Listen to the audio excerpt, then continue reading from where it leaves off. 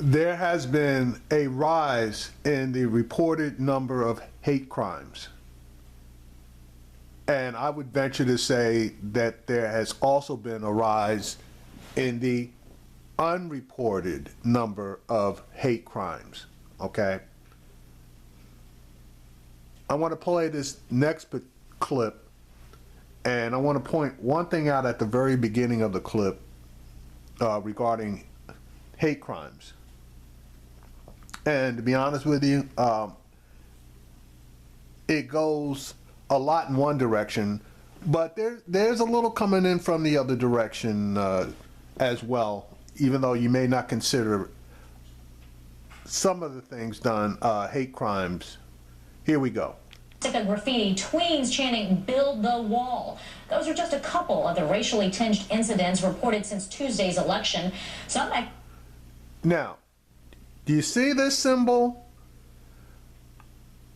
I have seen this particular symbol in multiple places, okay?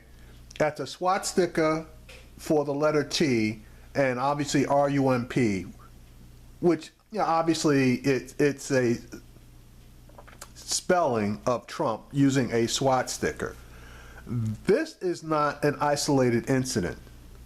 This particular use of that symbol and letters has been seen all across the country. Is it organized? If I were going to venture a guess, I would say yeah. But again, just my opinion, and there are not enough of them for me to emphatically state that the white supremacist groups are communicating amongst each other and coming up with this universal symbol in their support of Donald Trump. Now, Pepe the Frog, that green frog, obviously that is absolutely being used as a symbol for white supremacy. And they absolutely did come together on that one. I think that they've come together on this one as well. Experts say there's more to come. NBC's Sarah Daloff is in Atlanta. Okay, you just saw. There's more to come. NBC's Sarah Daloff is in Atlanta today with more. Sarah, what's happening there? Oh, hi there, Betty. You know, experts with the Southern Poverty Law Center say they've seen similar spikes following, say, the election of President Obama and South Carolina's decision to remove the Confederate flag from State House grounds. They say it's more than strong emotion and passion. It's intimidation and threats. This morning, officials across the nation are looking into a rash of alleged hate crimes, incidents of hate speech and bullying in the wake of the presidential election.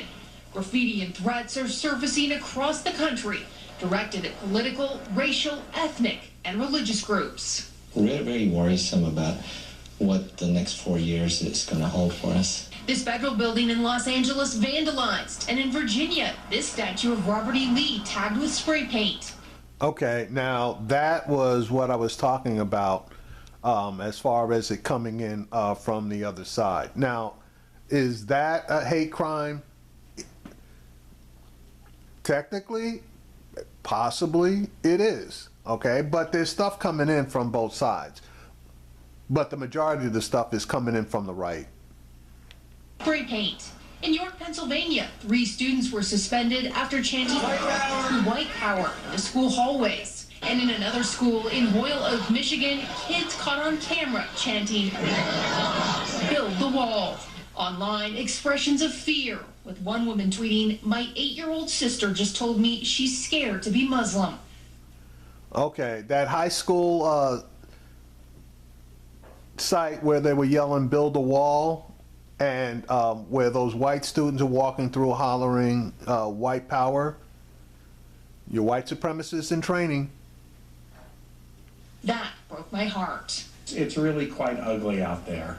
The Southern Poverty Law Center has tracked an unusual spike. More than 200 reports of hate crimes and cases of intimidation since the election. People walk around with fear in their hearts. They look at their neighbors not as their friends, but with suspicion when things like this happen. It's not good for us. Many are speaking out about this alarming trend. It's just an act against human decency. It doesn't really matter which side of the political spectrum you're on or which candidate you supported. It's just not right. Some, including this Trump supporter, are calling for direct action from the president-elect, who this week pledged to be a leader for all Americans. I would like to see him come forward in the next 24 to 48 hours, without a doubt, and put people at ease. Okay, so that lends to my belief that all white people are not racist. All white people are not haters of other groups, xenophobes, bigots, etc. Okay, there are, however, a small but growing group of people who do fall into that category of racism, bigotry, xenophobia, etc. It's always been here. It more than likely always will be here. But this kind of stuff needs to be tamped down. And Trump has been sitting as the president-elect since Wednesday morning. He watches a lot of news, including MSNBC. He sees this stuff going on, and thus far, he has been silent. And it is up to him in order to come out and say something. But my best guess is that he won't. And even if he does, what he's going to say is going to be lukewarm at best.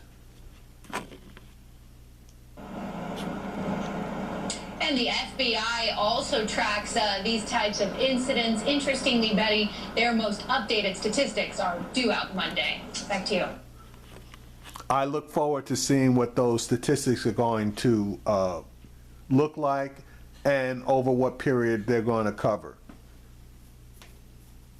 My suggestion is that they start tracking from Wednesday morning over the next 30 to 60 days, and that they request that any type of a hate crime situation be reported to them immediately. I would love to track this for myself just to see. Now, it is true that the same thing occurred after Obama got elected in 2008, and again when he got reelected in 2012. But mainstream media chose not to report it like they're reporting this.